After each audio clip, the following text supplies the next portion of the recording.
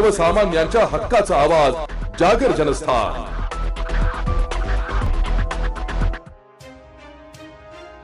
धुळे जिल्ह्यातील पिंपळनेर सामोड महामार्गावर एका ओमनी व्हॅनला अचानक आग लागल्याने गोंधळ उडालाय।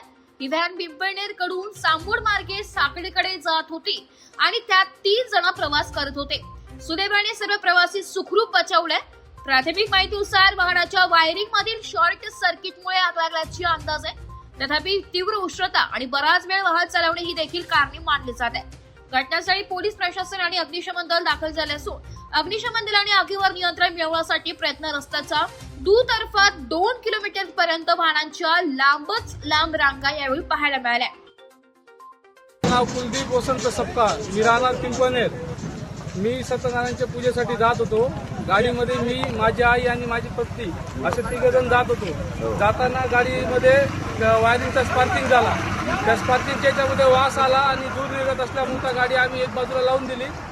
गाडी बाजूला लावल्यानंतर गाडीची बॅटरीची वायर काढली। वायर काढल्यानंतर आजूबाजूची ट्रॅफिक थांबवली आणि तोपर्यंत गाडीने मोठा पेट घेतला होता। पण तोपर्यंत पोलिसही येऊ लागले आणि अग्निशामकवाले आले आणि गाडीच्या जे जाळ आहे तो थांबवण्यात आला आणि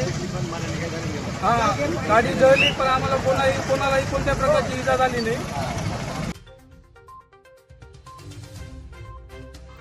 जागर जनस्थानसाठी प्रतिनिधी रूपक बिरारी, धुळे।